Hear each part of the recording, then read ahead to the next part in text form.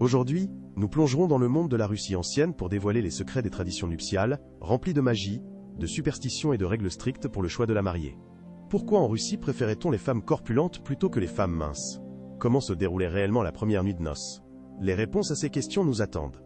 Nous nous référerons aux sources historiques pour comprendre comment vivaient les gens à cette époque, et ce que signifiait pour eux le mariage, l'image de la mariée et la préparation à la cérémonie. Beaucoup pensent qu'autrefois les fiancés choisissaient les mariés selon leur beauté. Cependant, en Russie, était différent. La constitution physique et les qualités de vie de la jeune fille étaient plus importantes. On considérait que le fiancé devait choisir une jeune fille robuste et corpulente, capable de gérer les lourdes tâches domestiques et de travailler au champ.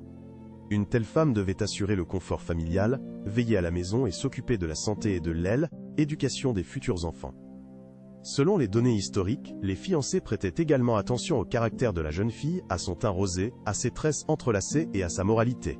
Ces qualités étaient importantes car en Russie, la femme devait être non seulement belle, mais aussi vertueuse, travailleuse, intelligente et bonne gestionnaire.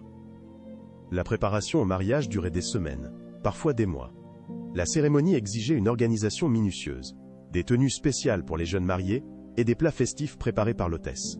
Les événements importants étaient coordonnés avec le calendrier ecclésiastique. La première nuit de noces devait impérativement avoir lieu un jour exempt de fêtes orthodoxes ou de jeûne. Cette exigence était confirmée par les chroniques ecclésiastiques et les règles. Parfois, les mariages étaient reportés si la date coïncidait avec une fête religieuse. Cela soulignait l'importance de respecter les prescriptions de Pléda, Église, dans la vie des gens de cette époque. En Russie, le mariage était rempli de nombreuses coutumes et rituels. Le marié et la mariée étaient assis au centre du cercle des invités, symbolisant l'importance de leur rôle dans cet événement. Les invités félicitaient les jeunes mariés et offraient des cadeaux. Le mariage était accompagné d'un somptueux festin, de danses et de chants. Tout cela est décrit dans les anciennes chroniques. Parfois, les mariages duraient plusieurs jours, selon la situation financière de la famille. La célébration pouvait être très somptueuse et longue. Lorsque la fête de mariage touchait à sa fin, les jeunes mariés se rendaient à la maison du marié. Il était d'usage que la mariée déménage dans la maison de son époux. Cette transition était une étape importante dans l'établissement des relations familiales, et symbolisait le début d'une nouvelle vie pour le jeune couple. En Russie, la tradition voulait que la maison de la mariée reste chez ses parents jusqu'au mariage. Elle a perduré longtemps et subsiste encore dans certains endroits. La première nuit de noces était un événement important, entouré de nombreuses traditions, rituels et symboles, qui soulignaient la signification de ce moment pour le jeune couple. Un des symboles de l'obéissance de la jeune fille envers son mari était de lui enlever les chaussures. Ce n'était pas simplement un geste, mais un signe de volonté de se soumettre à son époux.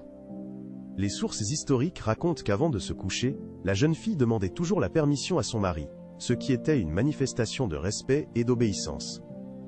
Le symbolisme et les rituels accompagnaient la nuit de noces à chaque étape. Avant l'intimité, le témoin, un ami proche du marié, préparait la chambre pour les jeunes mariés. Le témoin s'approchait du lit, sortait un fouet et frappait plusieurs fois le lit avec. Ce n'était pas un simple geste, mais un rituel important avec une signification profonde.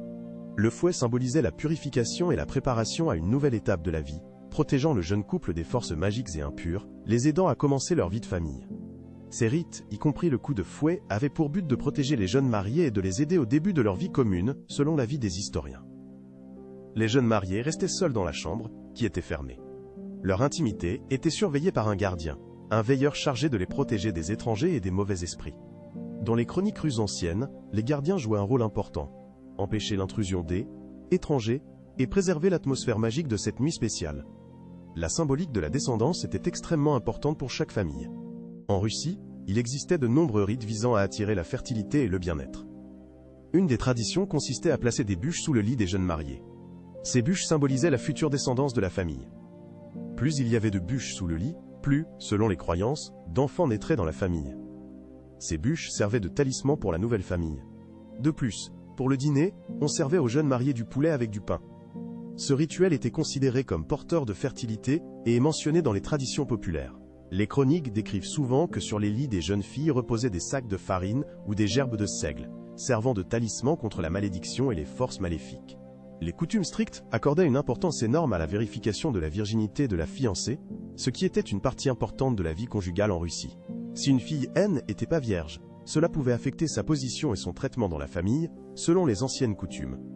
Dans la Russie ancienne, la perte de la virginité d'une fille avant le mariage était considérée comme une honte et une insulte pour toute la famille, comme le confirment la Pravda russe et les livres ecclésiastiques.